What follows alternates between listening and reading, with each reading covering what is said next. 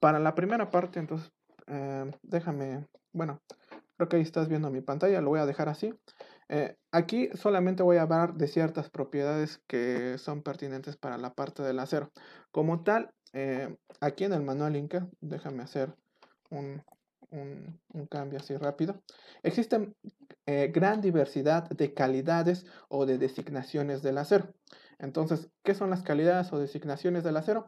Pues esto viene en esta tablita, por lo menos en la versión del IMCA de la quinta versión. Y no va a llegar a cambiar, por lo menos nosotros vamos a trabajar con designaciones que tengan que ver con un grado de acero a 36 y un grado de acero a 552. Pero lejos de estas propiedades que son meramente propiedades mecánicas que se refieren a la resistencia de fluencia y una resistencia última del acero, según, ojo, de nueva cuenta, a la parte de la designación o a la calidad de acero, hay dos parámetros que jamás van a llegar a cambiar si es que estoy trabajando con un acero A36 o un acero A572. Y esos parámetros son los siguientes. Independientemente si es un acero A36, ahorita vemos de qué va esa parte de un acero A36, o si es un acero A572, tampoco va a llegar a cambiar el peso volumétrico. Entonces, estas dos propiedades se van a mantener constantes independientemente de la designación o calidad del acero que viene en esta parte de aquí. Entonces se va a permanecer constante el modo de elasticidad y el peso volumétrico. Ahora, ¿por qué es importante esta parte de aquí? Porque cuando tú designas una parte del material, quizás en algún software de análisis estructural, como lo puede ser ITAPS o como lo puede ser SAP, o quizás si estás trabajando con puentes, pues con la versión del CSI para la parte, bueno, CSI Bridge. Entonces ahí también tenemos que ingresar esos parámetros pertinentes para las propiedades del acero que estamos ocupando. Entonces ingresamos el modo de elasticidad y el peso volumétrico. En la mayoría de, de memorias de cálculo que yo he llegado a recibir, bueno, también a recibir y a revisar, la parte del modo de elasticidad en algunas memorias de cálculo de algunas empresas no manejan todo el modo de elasticidad, lo dejan en 2 millones y quitan la parte de 40.000. ¿Qué es lo que significa eso? Pues si vemos esta parte de aquí, recordemos, no voy a hablar nada de la gráfica de esfuerzo de formación, esto ya se entiende o se doy entendido que ya se comprende parte de lo que estamos viendo aquí, pero lo que sí debemos de notar más allá de estos puntos de la curva de esfuerzo de formación es la parte de la rigidez del material. Entonces, si nosotros tenemos una pendiente, por lo menos para el límite elástico, ese límite elástico estaría aquí. Dame un segundo. Este límite elástico estaría en esta parte de acá.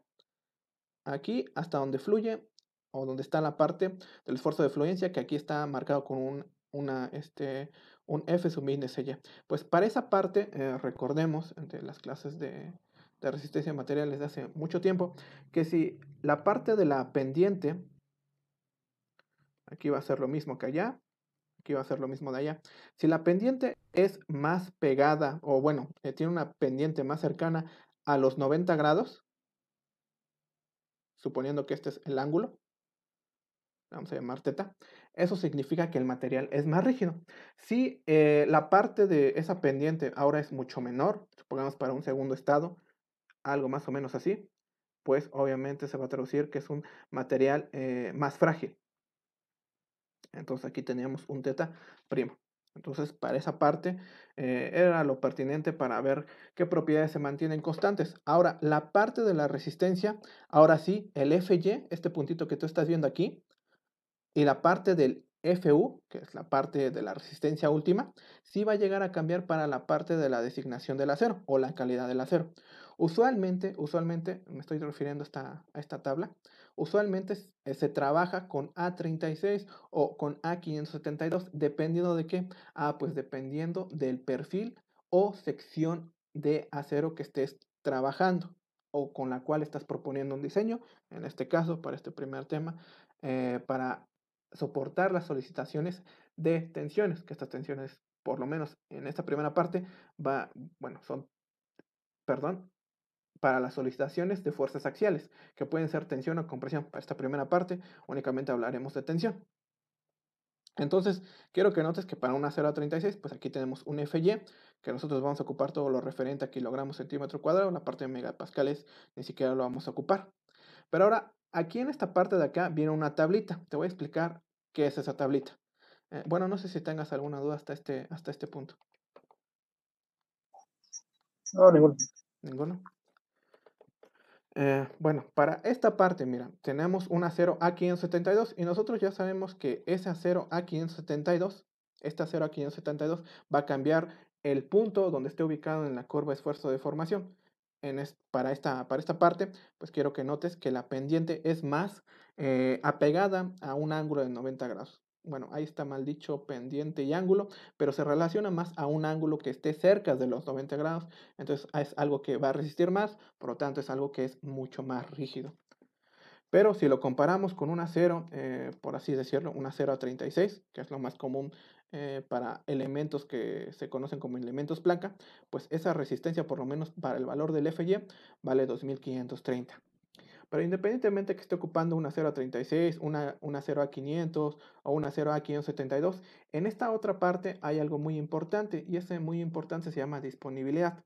Ahora, según el catálogo de algún proveedor del cual tú estés pidiendo o solicitando algunos perfiles estructurales, este proveedor, como lo puede ser Gerda o Corsa, pues te va a proveer bajo una única calidad de acero o designación de acero común el perfil estructural o elemento estructural de acero que vayas a pedirle.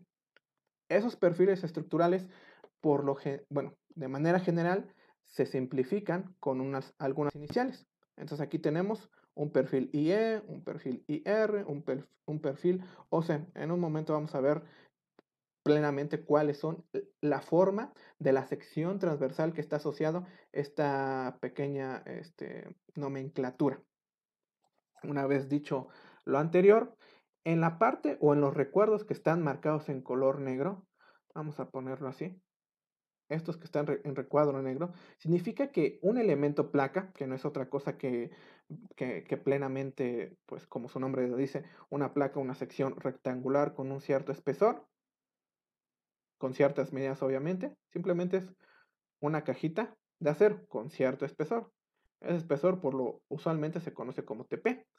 Y la parte de las medidas, pues ya puedes colocarle aquí una medida A y una medida B. Pero esa placa de acero, generalmente, la parte de su disponibilidad y la parte también que va a depender del proveedor, siempre, ojo, la vas a encontrar con un acero o con una designación de acero o una calidad de acero a 36. ¿Qué es lo que pasa si yo quiero decirle a Gerdau Corsa, por decir algo, que quiero o que estoy yo diseñando como diseñador? O estoy empleando una placa de acero con un grado de acero o una designación de acero A500 grado B y para este punto. Pues el proveedor te va a decir, ok, yo no manejo esa o no tengo disponible para un catálogo comercial, ojo, para un catálogo comercial, esa placa de acero, pero puedo fabricártelo. Al punto es de que si yo no veo esta parte de acá, que también puede variar según el catálogo del proveedor, pues lo que se va a traducir es que yo voy a tener que gastar más dinero para proveer una placa de acero que ni siquiera es comercial, pero que de cualquier forma es válido hasta cierto punto, no desde el punto de vista económico, poder emplearlo para yo hacer un cálculo. Entonces, eso es lo que se va a llegar a entender en esta parte de acá. Existen dos tipos de formaciones, vamos a llamarle formaciones, de los diferentes perfiles de acero. Esos perfiles de acero pueden ser formados o laminados en caliente y laminados en frío. No me voy a meter tanto en la parte de laminados en frío, ni voy a hablar plenamente cómo es esta parte. De hecho, por ahí tengo un video, en un momento lo vamos a ver, pero simplemente se trata de cómo se va a formar la sección transversal de acero para los diferentes perfiles que podemos llegar a ocupar. Una vez dicho eso, vamos a ver cuáles son esos perfiles de acero que vienen en esta parte de acá. Eh, eh, Aquí sí existen algunos cambios algunos cambios respecto a la versión actual del manual Inca. Entonces yo solamente me voy a basar en dos perfiles que no han cambiado, que es el perfil CE o un canal CE y una sección transversal o un perfil IR. Ahora, ¿qué significa CE? Pues por lo menos para esta parte de aquí, aquí viene qué significa cada una de, bueno, plenamente la parte de la descripción de esos perfiles. Entonces vamos a ver que un IR simplemente es un perfil I rectangular con esta designación, con estas unidades pues simplemente hacen referencia a esta parte de aquí. Entonces D hace referencia a una longitud en milímetros y W al peso que está en kilogramos por cada metro. Y aquí existe una equivalencia con la parte o el manual o un catálogo respecto a la ISC. Entonces solamente voy a explicar la parte del canal CE y la parte del perfil IR. Esto es muy importante, aquí sí es muy importante esta parte porque de aquí partimos para comprender muchos temas que vamos a ver más adelante. No sé si hasta ahí tengas alguna duda, algún comentario. No, todo está bien. ¿Sí? De mi parte no. Ok, bueno, mira. Primero que nada, vamos a definir qué es un elemento o una sección estructural. Yo lo voy a colocar aquí en color azulito. Entonces, esto se va a conocer como sección o perfil vamos a llamarle perfil de acero o estructural. Entonces, todo lo que voy a marcar en azulito es una sección o un perfil estructural. Entonces, esto es una sección de acero o un perfil de acero. Todo eso que estás viendo aquí. Si yo tengo otro tipo de perfil, lo voy a colorear igual en color morado. Aquí también tendría otro perfil o otra sección estructural. Entonces, toda la sección transversal que yo esté viendo aquí, o todas estas figuras planas, ojo, figuras planas, se llaman secciones o perfiles estructurales. Bueno, esto lo voy a dejar ahí. Ahí lo voy a dejar. Ahora, ¿qué es lo que pasa? Existen partes de estas secciones o perfiles de acero y esas partes que forman como tal un conjunto o un total de toda la sección o perfil de acero se van a conocer como elementos. Entonces aquí en color verdecito, voy a colocarlo acá, se van a llamar elementos y esos elementos pueden ser diversos. Elementos. Ahora, esos elementos pueden ser un elemento patín superior, patín inferior, puede ser un ala inferior o puede ser un alma. De forma así muy simplista, voy a borrar todo esto. Ahí está. Ya sé que todo eso que estaba en color azul es una sección o un perfil de acero. Ahora, los elementos que forman el perfil de acero o la sección de acero CE, que es lo mismo que un canal, van a ser el patín superior, que es lo mismo, o técnicamente, que el patín inferior. Y lo que está en medio se llama alma, o se le puede conocer como alma. Generalmente a los extremos se le llaman alas, o se le llaman alas, o se le llaman patines. Alas o patines. Y la parte que unen a dos alas o patines se le conoce como alma. Alma. Ahora, dependiendo de la sección o perfil de acero que yo esté viendo, van a tener diferentes, bueno, va a tener diferentes elementos. Por lo menos para este canal CE, CE significa, es un canal CE. Este canal CE, yo ya sé, primeramente, que está formado, voy a colorearlo en color azul, está formado por un único elemento. Y ese un único elemento es toda la sección canal, que lo voy a colorear en color azul. Era todo esto. Bueno, aquí no se va a ver, pero era todo esto. Esto era el canal C. Ahora, ¿cuántos elementos tiene? Pues eso igual, aunque suene muy básico, pues esos elementos del canal C lo voy a colocar acá, acá. Esos elementos es un elemento patín superior, le voy a poner PS, un elemento patín inferior y un elemento alma. Entonces tiene tres elementos esta sección CE o este perfil de acero CE. ¿Qué es lo que pasa para una sección IR? Pues yo ya sé que todo esto es la sección de acero. Esta parte de acá patín superior.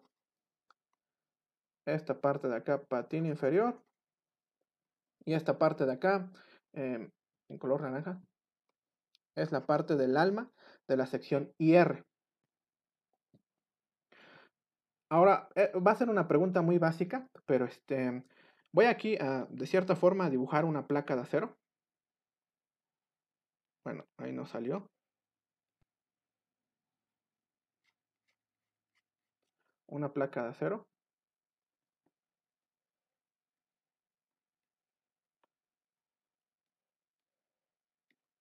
Ahí más o menos se alcanza a ver. Entonces, para esta placa de acero, que usualmente la designación o la parte de la abreviatura se le conoce como PL. Entonces, aquí pregunta, ¿cuántas secciones tiene la placa? O elementos. Bueno, ¿cuántos elementos primeramente?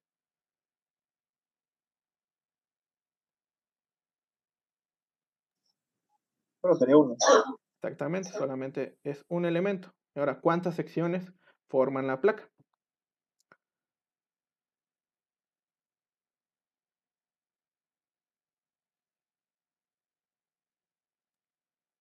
Igual uno también. Exactamente, solamente uno. Hay mucho ojo en esa parte. Ahora, ¿qué es lo que pasa con... Existen otras secciones que son secciones, pues, voy a minimizar esto, que son secciones como las que estás viendo aquí. Entonces vamos a, de nueva cuenta, aquí una nueva, bueno, vamos a abrir esto igual para que no se borre. Vamos a abrir otra captura de pantalla. Estábamos acá, bueno, no, estábamos acá, esto para acá y esto para acá. En esta parte de aquí, de nueva cuenta, esto es una sección OR. Esa OR puede ser una OR rectangular o una OR cuadrada. Hay mucho ojo.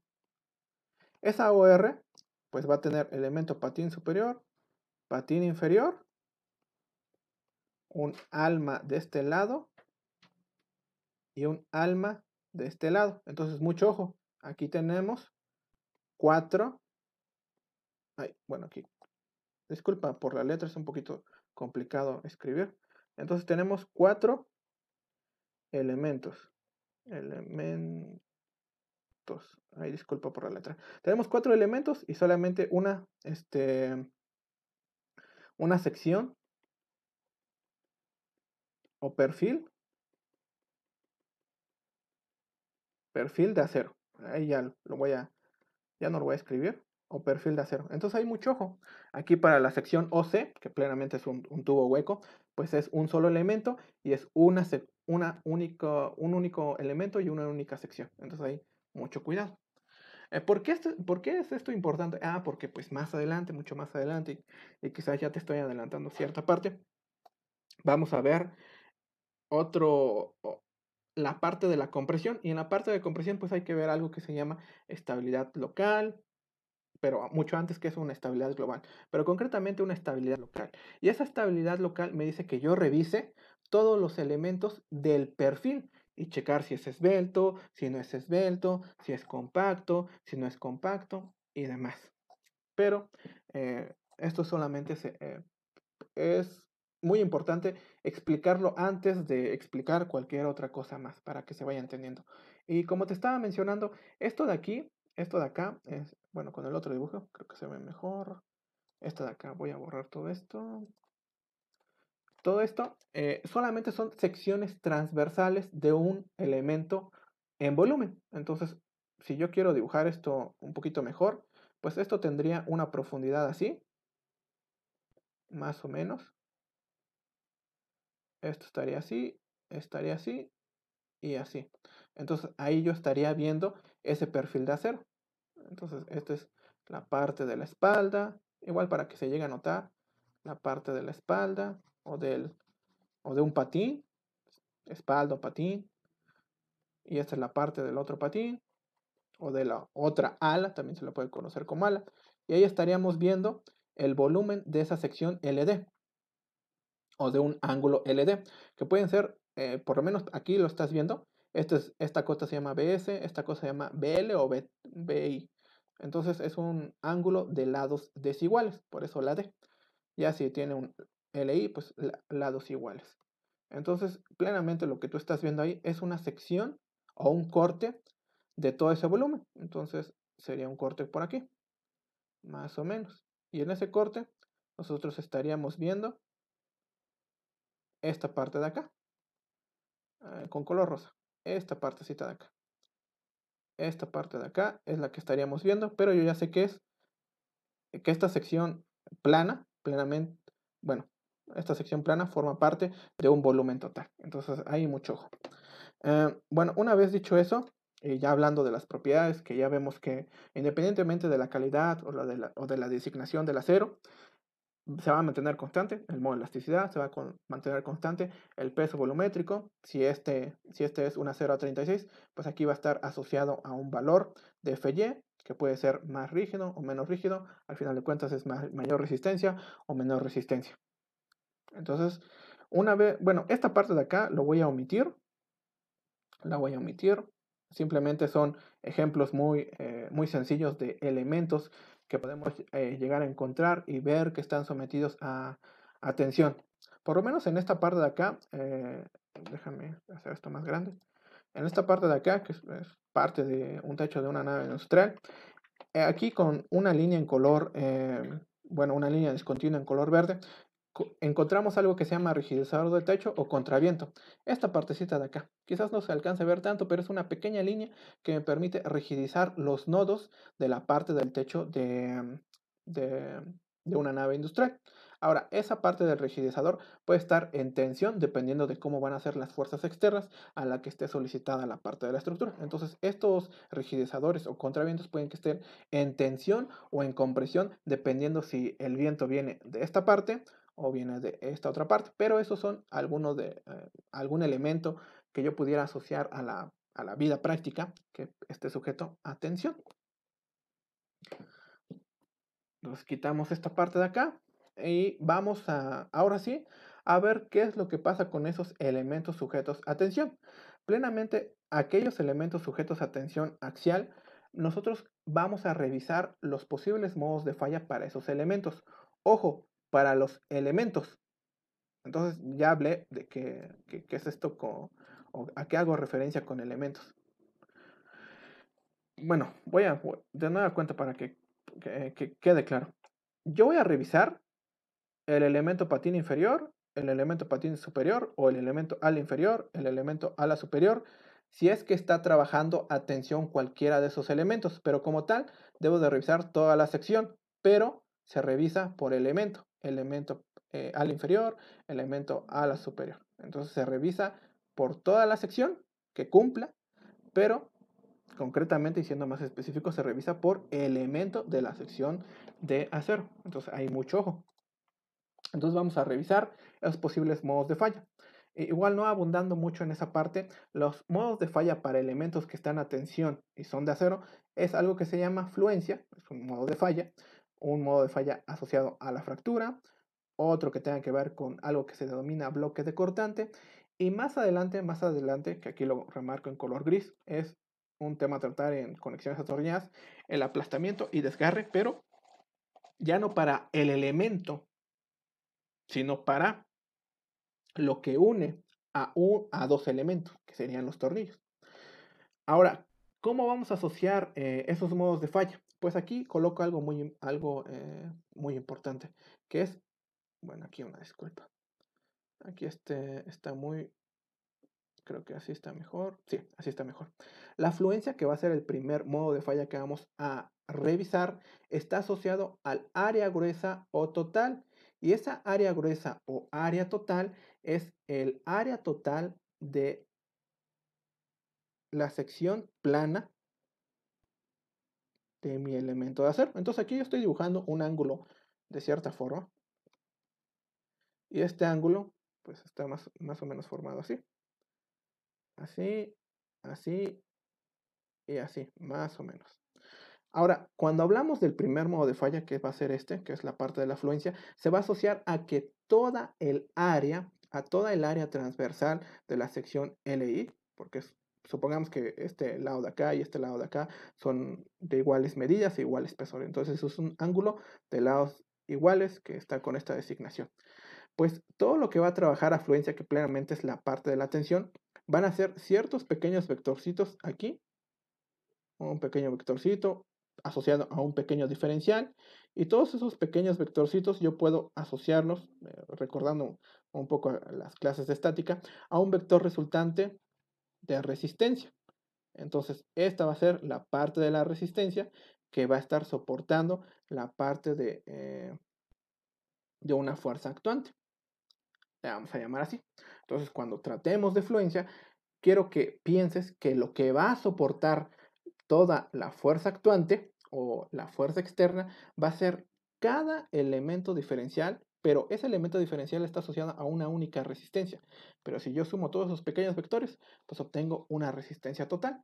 Y esto es muy sencillo si es que yo pienso en las clases de estática. Bueno, concretamente de la parte de resistencia en materiales. Si yo sé cuánto vale el FY y yo sé cuánto vale el área en color azul, pues yo estaría obteniendo cuánto vale de manera muy abrupta la resistencia total de tensión de ese material.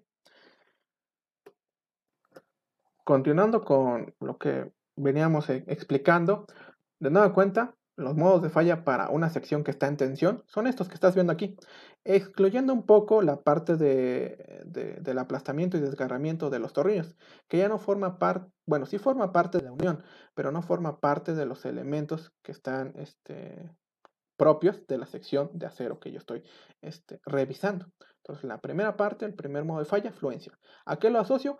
A que toda la sección transversal de acero está trabajando. Toda esta sección o toda esta área está trabajando. Entonces vamos a ver qué es lo que pasa con ese primer modo de falla. Y bueno, aunque estas diapositivas no están actualizadas, ya tienen cierto tiempo, vamos a ver lo que hace referencia al manual Inca quinta edición, que lo propio sería revisarlo con la sexta versión. Nosotros vamos a revisar qué es lo que sucede con la versión del ISC. Y vamos a revisar toda esa parte de ahí. Una vez dicho eso, lejos de hablar más del modo de falla, existe algo que se llaman bases de diseño y que creo que era mejor, bueno, esto después lo muevo, pero esto creo que iría un poquito o una diapositiva antes. Las bases de diseño que nosotros vamos a ocupar, lejos de, bueno, hay una disculpa, lejos de esta parte, vamos a optar por una filosofía de diseño. Y esa filosofía de diseño que permite, o lo que viene establecidos ahí en el manual Inca, es el diseño con factores de carga y resistencia, que aquí tiene unas siglas que en el ISC se conoce como LRFD. Y existe otra filosofía que tiene que ver con el diseño por resistencia permisible. Aquí en el manual Inca se conoce con esta designación, pero en la versión del ISC, la de el ISC 10, hace referencia al OSD. Pero nosotros vamos a trabajar únicamente con la parte del diseño por factores de carga y resistencia o LRFD o DFCR. Y lo único que me dice ahí, permíteme hacer otra captura de pantalla. Lo único que me dice ahí es lo siguiente, que yo voy a relacionar una resistencia última con una resistencia de diseño. Y eso es muy sencillo de llegar a ver. Entonces yo tengo un elemento mecánico último. Si recordamos, hace mucho tiempo, bueno, no sé qué tanto tiempo, pero de cierta forma sí mucho tiempo, las clases de resistencia de materiales, pues en esas clases nosotros teníamos por lo menos un factor asociado de seguridad o de resistencia igual a 1. Es decir, que si la tensión, supongamos que tenemos una armadura muy sencilla, supongamos esta armadura de acá, y veíamos que por lo menos la parte de la tensión, supongamos que esto está tensión, que la tensión que está actuando ahí, pues quizás sean de unas 3 toneladas. 3 toneladas de tensión. Entonces, yo debo de garantizar que ese perfil soporte esas 3 toneladas de tensión. Entonces supongamos que estas 3 toneladas es la acción mecánica última, sin considerar ahorita combinaciones de carga y todo eso referente. Supongamos que estas 3 toneladas ya es la tensión última que está actuando en esa sección de acero, en esa cuerda de la parte de la armadura.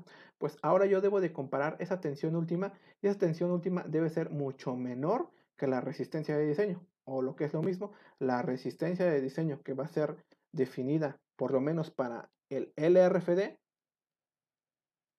o el diseño por factores de carga. Esa resistencia de diseño, aquí le voy a poner resistencia de diseño, va a ser igual a asociarlo a un factor resistente, que esos factores resistentes le voy a colocar aquí una I.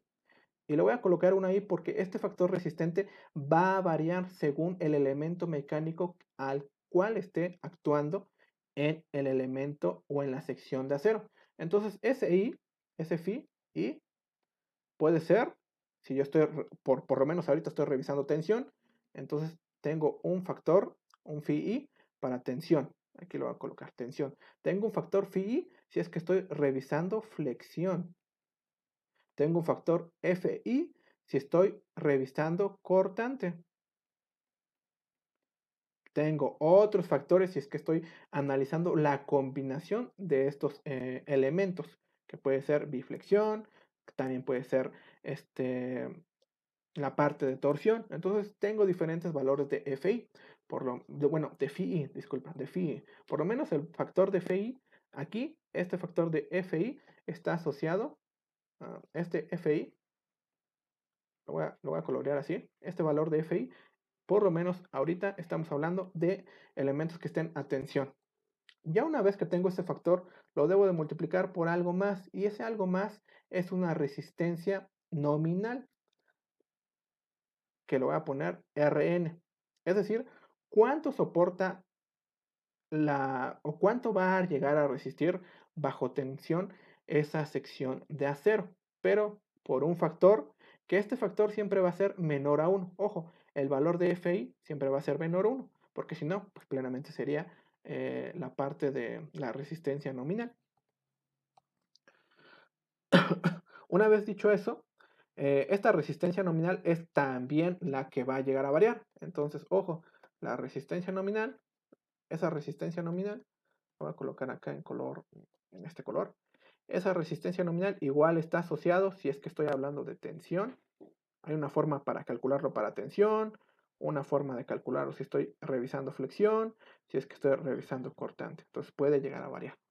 Si yo multiplico un FI de tensión, bueno, un FI de tensión por una RN, aquí también sería I, asociado a tensión, pues obtendría una resistencia de diseño, aquí también falta corregirlo, una resistencia de diseño I, pero ese I se asocia a la parte de tensión. Al final de cuentas, la resistencia de diseño siempre va a ser mayor, nunca igual, porque si no sería algo que esté en equilibrio.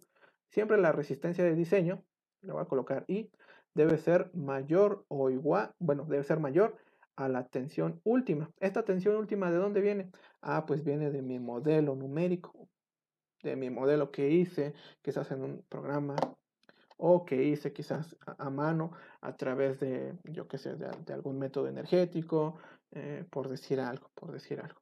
Entonces, de ahí obtengo esa parte de ahí. Eso es lo que pasa con el LRFD. La parte de diseño por resistencia permisible o SD no lo voy a cubrir, pero plenamente no ocupa un factor de resistencia, sino algo que tenga que ver con seguridad, y esto ya no es multiplicado, simplemente es dividido.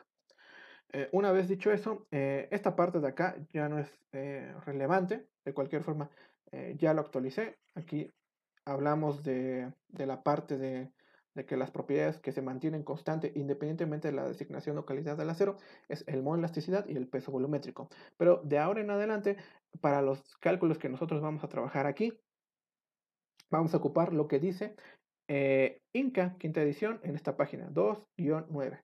Y dice que el modo de elasticidad del acero es igual a 2.040.000 kilogramos centímetro cuadrado. Entonces, quizás en la parte de la resistencia nominal, quizás en algún punto, no forzosamente en tensión, no forzosamente en flexión o en cortante, pero en algún punto nosotros podemos llegar a ocupar el modo de elasticidad. Y ahí vamos a ocupar 2.040.000, pero de cualquier forma yo ya te hice el comentario de que en ciertas partes o en ciertas memorias de cálculo que por lo menos me han tocado revisar, la parte del modo de elasticidad no la contemplan de 2.040.000. En algunos están en 2.039.000 o inclusive lo dejan como en 2 millones. Pero eso ya lo puedes reflexionar por tu cuenta y quizás buscar ahí un poquito más de información. Eh, Hablando de esta parte de acá, pues ahora sí, esta parte ya la llegamos a revisar, la parte de la designación del acero, que puede ser bajo la normatividad mexicana, la que estás viendo en esta columna, estoy moviendo el mouse, pero comúnmente puede variar de despacho en despacho. La designación se marca con lo que dice el ACTM. Vamos a seguir continuando. Aquí te presento por lo menos un screenshot de la parte de Gerdau Corsa. Y en esta parte de Gerdau Corsa aquí te dice que manejan estos canales CE, el canal estándar. Aquí vienen pues las cotas que van a definir ese canal. Aquí vienen propiedades geométricas o de sección plana respecto a los ejes locales de esta sección de acero. Pero lejos de esa parte, quiero que notes que aquí todas estas filas y columnas, llamémosle filas, todas estas filas que dependen para un canal con ciertas dimensiones, otro canal con ciertas dimensiones. Cada fila es un canal diferente, con diferente espesor, con diferente altura, diferentes longitudes de patines o alas. Pero todos esos están achurados en color azul, por lo tanto, la versión comercial de este canal únicamente la vas a encontrar con el grado de acero que está presente aquí, es decir, un acero ACTM A500. Bueno, aquí no alcanzo a leer, 529 grados 50. Entonces, si yo quiero un acero A36, em, por mencionar algo, con este canal, pues no lo voy a encontrar, pero aún así, dependiendo del proveedor, puede que te lleguen a proveer o a fabricar esa cantidad de acero. Obviamente tiene que ser una cantidad de acero grande para que también al proveedor le convenga surtirte. Entonces, mucho ojo. Aquí yo estoy colocando lo que dice Jardón Corsa. Tú puedes buscar algo, otro catálogo que puedes llegar a emplear. Este va a ser el primer ejemplo que nosotros vamos a revisar. Es un ejemplo muy sencillo. Entonces, bueno, no sé si hasta aquí tengan alguna duda, No, pero ¿no? de mi parte no. Bueno, la mayoría de los ejemplos son simples, no son tan tediosos. Entonces vamos a ver esos ejemplos y simplemente vamos a determinar la resistencia, tensión axial y realizar las revisiones pertinentes. ¿Cuáles son esas revisiones? Pues esas revisiones venían acá atrásito. Son estas: fluencia, fractura, bloque de cortante y la parte del aplastamiento y desgarramiento de los tornillos lo vamos a ver más adelante. Entonces vamos a ver esta parte de acá. Lo que tú estás viendo aquí es una sección. Esta sección es un ángulo. Ahí lo estamos viendo. Ese ángulo tiene esta nomenclatura. Me está diciendo cuánto vale un patín o un ala. Entonces aquí le vamos a poner A1, A'. La otra ala también me dice cuánto vale. Y la otra parte está referenciado a la parte de, si mal no recuerdo, de cualquier forma lo vamos a checar, a la parte del espesor. De cualquier forma, lo vamos a checar en un momento. Igual ahorita no recuerdo bien el dato. Y el grado de acero o la designación de acero que se está empleando para esta sección, lo que tú estás viendo aquí. Bueno, aquí no puedo irme para atrás, pero es un acero ACTM A992. Ahora, la parte de la tensión la estás encontrando con este vector, es decir, que esta es la vista frontal, pues la tensión está jalándolo a la derecha. Y esta parte de aquí, pues simplemente es un corte, es decir, que aquí termina la parte de la sección. Aquí coloco la parte de las distancias de por lo menos apaños exteriores para la parte de los orificios que van a albergar a la parte de los tornillos. Entonces aquí estamos viendo esos orificios donde van a ir colocados los tornillos. Y aquí en la parte de la sección, pues aquí estaría viendo este tornillo, que quizás puede que sea este. y esta parte de aquí, que quizás puede que sea esta. Entonces, simplemente es una sección, puede llegar a cambiar. Ahorita quito toda esta parte de acá. Ahora, quiero que de cierta forma veas esta partecita de acá. Esta partecita de acá está diciéndome cuánto mide la parte de los orificios que van a albergar los tornillos. Ahorita no vamos a hablar tanto de esto, ni por qué es un octavo, ni nada de eso. Ahorita solamente quiero que te quedes con que los orificios que tú estás viendo aquí, estos que estás viendo aquí, son de un diámetro de 2.22 centímetros. Más adelante, quizás mañana o pasado, vamos a ver a qué hace referencia este un octavo, vamos a ver la parte de los orificios, por qué son esos orificios. Ahora, ¿cuándo no ocupar un tipo de orificio? ¿Cuándo sí ocupar otro tipo de orificio? Una vez dicho eso, pues vamos a empezar con lo primerito, que es la revisión por fluencia o el área gruesa. Ya explicamos por qué lo relacionamos al área gruesa o al área total. Aquí en esta otra imagen tenemos la misma sección LD, es un ángulo de lados desiguales, y lo coloreo en color azul, está en color azul porque toda la sección va a trabajar.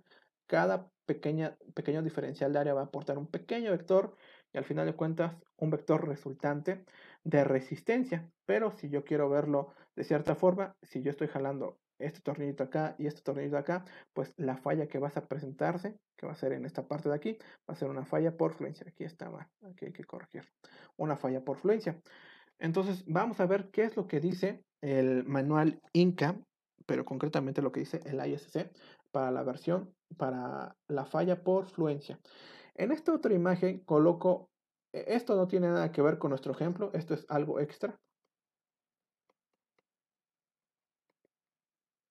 Y algunos de los problemas más importantes que pueden pasar o puedes no pasar cuando estás estudiando una licenciatura, eh, y también depende de la persona que esté frente a ti, impartiendo clases y de otros factores que ya tú solito te vas a dar cuenta o te diste cuenta y demás, es la parte de la interpretación o de la noción de un modelo físico o de una, bueno, sí, llamémosle modelo físico del problema que me están planteando. Entonces, muchas veces es un poco complicado llegar a imaginar esto, imaginar que están los tornillos acá, pero lejos de este, que plenamente es un render, llegar a visualizar esto y que la mayoría de las veces, por lo menos a mí, hablando desde mi punto de vista, o desde mi experiencia, cuando hace un par de años, hace 2 años eh, sí, hace 2 años que terminé la licenciatura,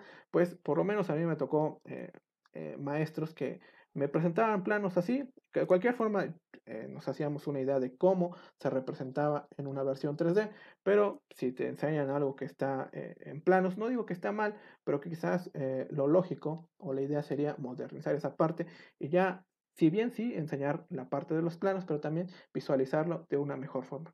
Eso solamente como un comentario.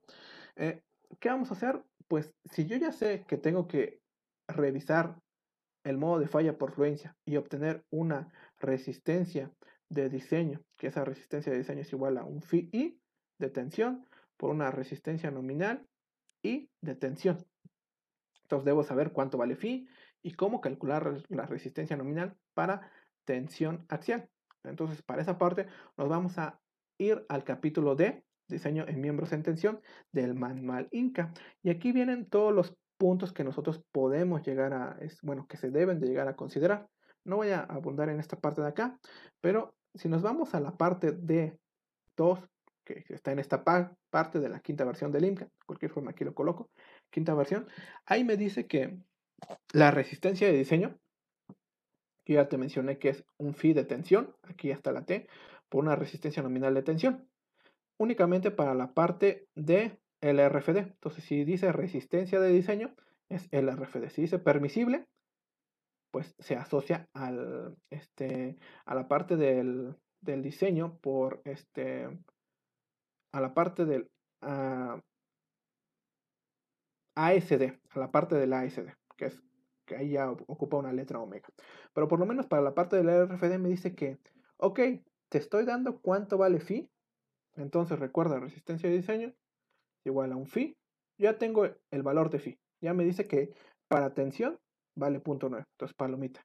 Ahora me falta la resistencia nominal, y esa resistencia nominal, independientemente si estoy trabajando con el LRFD o la parte del ASD, pues va a ser la misma. Pero por lo menos para el LRFD, que nos estamos enfocando en el LRFD, la resistencia nominal va a ser igual a un valor de phi por el valor de FY por el AG. Y esto ya es súper sencillo. Entonces, el FY, ya, ¿quién me lo va a decir? Pues yo lo puedo proponer sabiendo que esa designación de acero va a ser comercial para el catálogo que yo estoy eligiendo. Y el AG, ¿quién me lo va a proveer? Ah, pues me lo va a proveer igual el catálogo o el manual, si es que me estoy refiriendo a él, el manual que viene por defecto en el IMCA quinta versión. Ahí me va a decir cuánto es el área total o el área, bueno, sí, el área total o el área abrupta de la parte de la sección de acero. Es decir, todo esto en color azul. Ahí me va a decir cuánto vale ese área. Y el FY, pues yo puedo decir que el FY de aquí es un A36, por así decirlo. Pero ¿qué tal si en un catálogo pues no es comercial el A36 y me dice que ocupe otra designación de acero? Ah, pues dependiendo de esa designación me va a decir cuánto vale FY. Y así de esa forma tan sencilla podemos obtener cuánto vale la resistencia de diseño por tensión. Entonces yo te estoy presentando aquí lo que dice el catálogo del manual IMCA quinta versión. Esto puede llegar a ser comercial o no comercial. ¿Quién me va a decir que es comercial o no comercial? No me lo va a decir IMCA, porque IMCA es una organización, pero no te va a proveer perfiles. Lo que te va a decir si es comercial o no es comercial es un catálogo de una empresa que se dedique a proveer esos perfiles de acero. Yo te estoy refiriendo a Gerdau Corsa. Entonces, valdría la pena que descargues ahí, quizás, los catálogos. Pero eso ya solamente como un comentario. Aquí solamente vamos a ver, pues, la aplicación de ello. Por lo menos aquí te menciona que el ángulo LD, cuyas medidas estamos llegando a ampliar, aquí te menciona que aquí está el área, mira, en esta columna de acá. Lo demás son propiedades que no vamos a ver por lo menos ahorita. Únicamente vamos a ver qué es lo que sucede con el área. Ya después, cuando veamos tornillo, vamos a ver el resto de estas propiedades. Pero por lo menos la parte del área aquí me dice que son 44.8 centímetros cuadrados. Aquí viene la unidad. Entonces es tan sencillo como aplicar esta parte de aquí. Aquí viene la referencia de la ecuación, el área gruesa, el valor del FY para una designación ACTM 992, resistencia nominal, y así obtengo la resistencia nominal para después multiplicarlo por el valor de phi, que está definido aquí, que vale 0.90, y así obtendría la resistencia de diseño. Pero ojo, estamos hablando de algo de fluencia, entonces si estamos hablando de algo de fluencia, quiero que vuelvas a pensar que toda la sección está trabajando, todo esto. Entonces, si yo quiero hacerlo, descartar, si yo quiero hacer algo como una especie de, no sé cómo explicárselo. Si yo quiero, de cierta forma, este, decir que todo esto está trabajando en un 100%, pues supongamos que esto es color rojo. Entonces, si todo esto está trabajando 100%, pues quizás en un modelo numérico, por así decirlo, esto represente el 100%. Más adelante vamos a ver algo que se llama eficiencia. Pero si todo está en color rosa, significa que todo está trabajando. No hay ningún punto que no esté trabajando. Ya más adelante vamos a ver que existen ciertas zonas donde quizás ya no está trabajando en un 100%, quizás esté trabajando a un 90%. Vamos a ver quizás en algunas que quizás no esté trabajando ni al 90%, quizás al 80%. Pero por lo menos ahorita, por decir así una escala de colores, toda esa sección o todo el área de acero está trabajando. Toda está trabajando. Una vez comentaba lo siguiente, no sé si hasta aquí tengan alguna duda respecto a este ejemplo sencillo. ¿Sí? No, Bueno, una vez dicho la parte de la afluencia, vamos a ver qué es lo que pasa con el área neta o el área reducida. Para esa área neta o área reducida, igual es algo sencillo hasta cierto punto. Esa, bueno, para la parte, ya vimos qué es lo que pasa con influencia, qué es lo que pasa con la fractura. Pues a eso se le va a asociar algo que se llama área neta o área reducida. Entonces ahí sí estaríamos trabajando con lo siguiente, en decir que producto de algo que es la reducción y que va a estar asociado a los orificios que pueden llegar a tener la parte de mi ángulo LD, voy a tratar de dibujarlo aquí, más o menos. Nosotros sabemos que para unir dos elementos, supongamos que yo lo estoy uniendo a una placa. Entonces, aquí voy a colocar una placa. Bueno, este no era, disculpa. Voy a colocar una placa. Esto lo estoy colocando así de manera, bueno, vista en sección. Disculpa. Supongamos que esta es una placa, bueno, muy gruesa, pero se va a entender. Esta es una placa.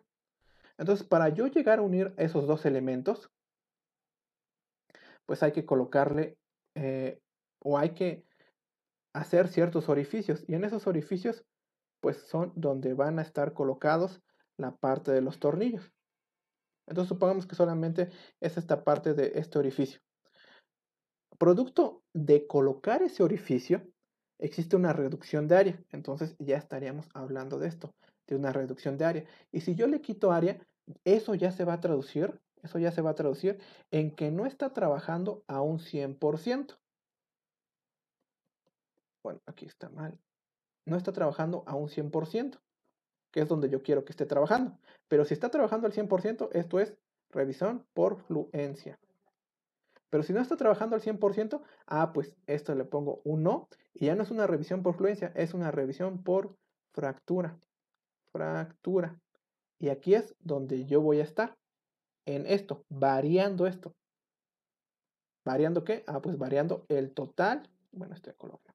Variando el total de lo que sí está trabajando el área que esté presente ahí. ¿Hasta aquí alguna duda, algún comentario? No. ¿No?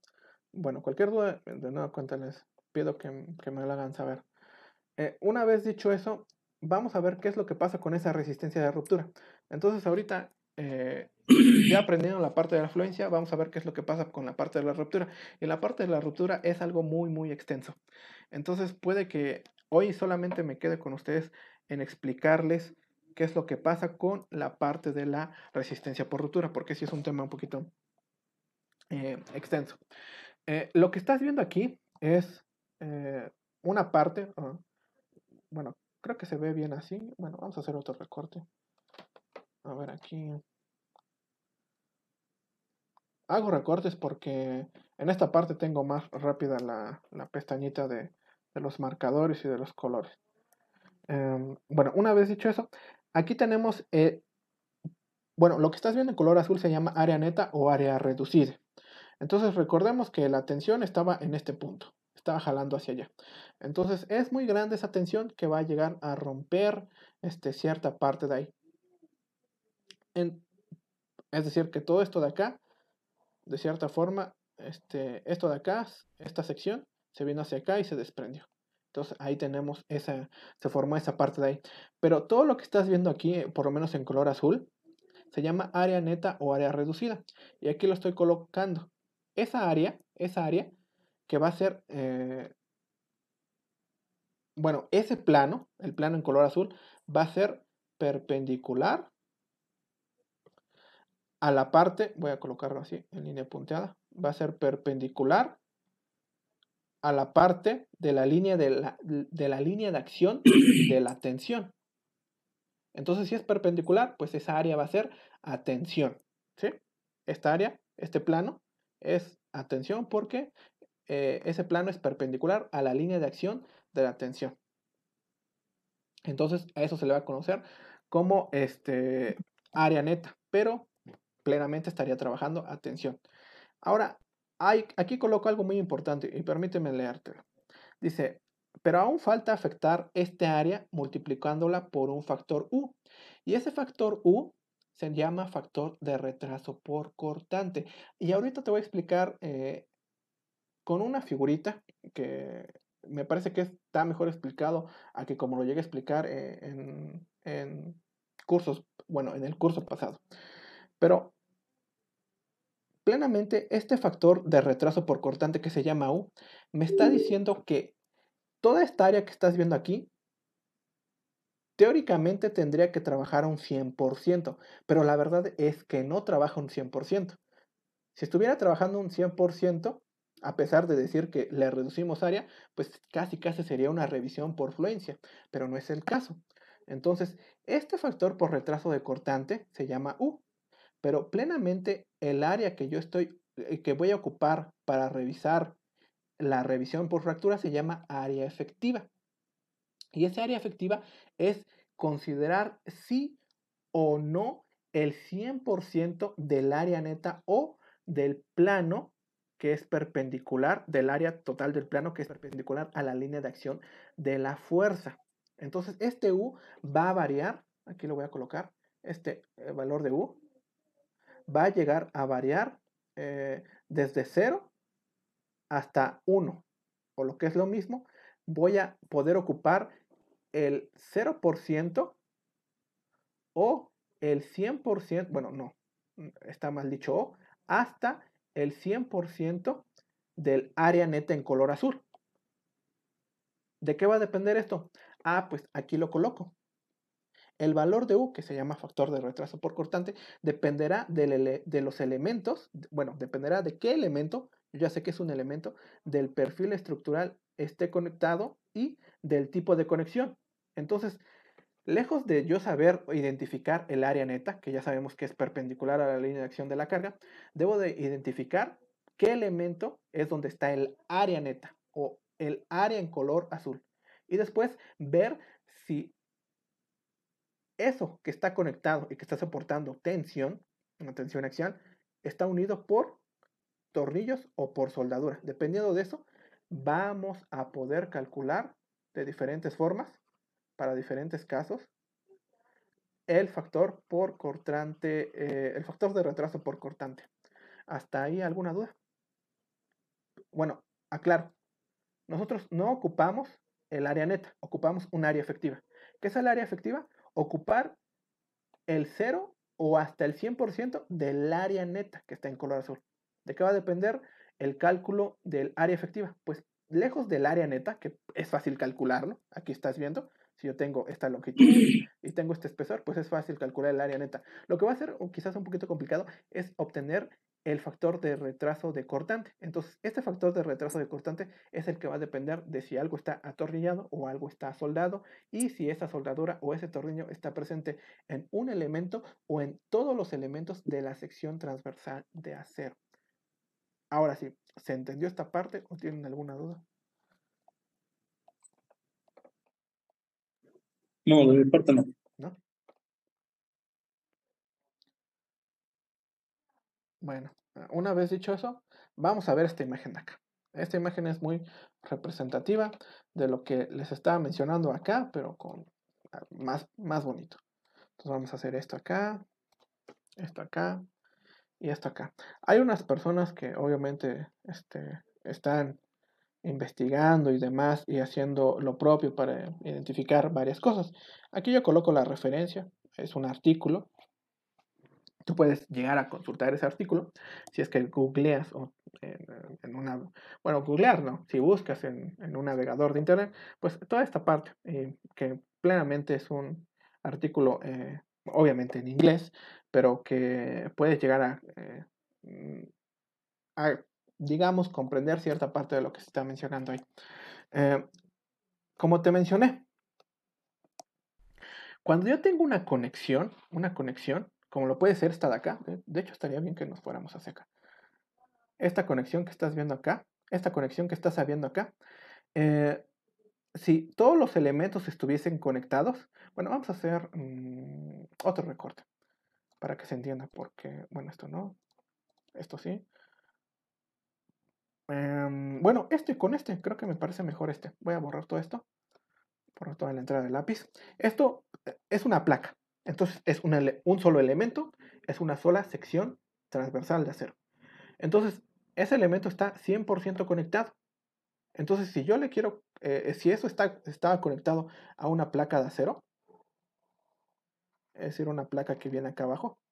Aquí va a quedar muy feo la perspectiva, pero quiero que pienses que esto estaba conectado a algo más, acá abajo. Entonces, igual para ponerle cierto volumen, voy a hacer lo siguiente. Voy a intentar colorearlo en color naranja. Entonces, aquí estaba una placa, más o menos así, más o menos así, así, así y así. Y ya esa parte de allá pues ya no se ve. Entonces, eso estaba unido mediante tornillos. Y esos tornillos están colocados acá. Solamente los voy a rellenar esos tornillos allá. Entonces, si todo está conectado, pues técnicamente la tensión que tiene que soportar esto, la tensión que tiene que soportar esto, pues tiene que ser la misma tensión que esté soportando la placa en color rosa. Entonces, permíteme cambiar el color. Esto de acá también tiene que ser lo mismo. Entonces, la tensión que está soportando esa placa debe ser igualita, igualita a la parte de la tensión que esté soportando la parte en color gris. Entonces, la transferencia de los esfuerzos debe ser lo mismo. Es decir, que todo esté participando. Pero la verdad es que no sucede eso. ¿Por qué no sucede eso? Porque cuando tú haces un orificio y cambias el estado original, ojo, el estado original de un elemento, provocas esfuerzos. Y esos esfuerzos o esos cambios en las propiedades iniciales de ese material van a ocasionar que la distribución de esfuerzos, al final de cuentas, cuando tú estés o cuando se esté presentando las solicitaciones en una conexión, que ojo, son conexiones a tensión, pues esa distribución de esfuerzos no va a ser igual. Y quiero que notes aquí, en esta parte de acá, mira, aquí tenemos un tipo de falla por cortante fuera de ese plano. Y ese cortante, pues aquí estaba un orificio. Obviamente aquí estaba quizás un tornillo, yo qué sé. Pero este nivel de falla, quizás lejos de que se presentó la falla, quiero que veas cuál fue su modelo matemático, que sería este de acá, este modelo matemático. Y este modelo matemático simplemente me dice cuál es la distribución de la parte de los esfuerzos. Y quiero que notes que quizás acá fue lo que se esforzó más cuando se presentó esa tensión. Y en esta parte de acá, pues es un esfuerzo plenamente uniforme. Entonces, aquí estamos de cierta forma comprobando que a pesar de que todo esté conectado, no toda la sección transversal, es decir, el área transversal, si yo coloco aquí un corte, si coloco aquí un corte así, y yo lo veo de cierta forma así, bueno, aquí va a quedar muy feo. Así,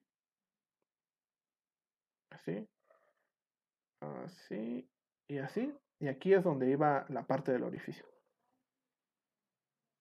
Pues toda esa parte de ahí no está trabajando al 100% a pesar de que esté conectado y sea un único elemento. Entonces, esto en color azul no significa que son uniformes los esfuerzos, sino que los esfuerzos van a ir variando. Van a ir variando. Aquí puede que esté un poquito más, aquí puede que esté un poquito menos, aquí puede que esté un poquito menos, aquí otro poquito menos. Entonces, a eso hace referencia la parte del cálculo de la obtención del factor de cortante, factor de retraso de cortante. Entonces, es ese valor de U. ¿Eso de dónde viene? Pues viene de estudios de modelos numéricos y plenamente de experimentos. Pero ahora, ¿cómo asociar esto al valor de U? Pues existen algunas ecuaciones muy sencillas de aplicar, pero que la parte matemática y de la parte de todo ese estudio, por lo menos los que hicieron estos investigadores de aquí, es muy grande y la llegan a traducir en ecuaciones sencillas que nosotros podemos ocupar para la práctica. ¿Hasta aquí alguna duda? ¿Algún comentario? No. No. Bueno, vamos a seguir continuando. Esta parte de acá, estábamos hasta aquí. Y ahora sí, vamos a ver cómo calcular ese área efectiva. El área neta es sencillo. Pero ahora, ¿qué es lo que pasa con el área efectiva? Eso es lo que vamos a aprender a calcular por lo menos hasta esta parte. Bueno, No sé si tengas alguna duda, Alex, ¿algún comentario? No, ahorita no. ¿No? Bueno, vamos a seguir continuando. ¿Cómo vamos a calcular ese valor del factor U? Llamémosle U, en pocas palabras. Pues eso va a depender, primeramente, como lo vimos acá atrás, va a depender el U, el área neta es facilito, pero el U va a depender del perfil de la sección del elemento que esté conectado de ese perfil y de si es una conexión atornillada o una conexión soldada. Vamos a ver el primer caso.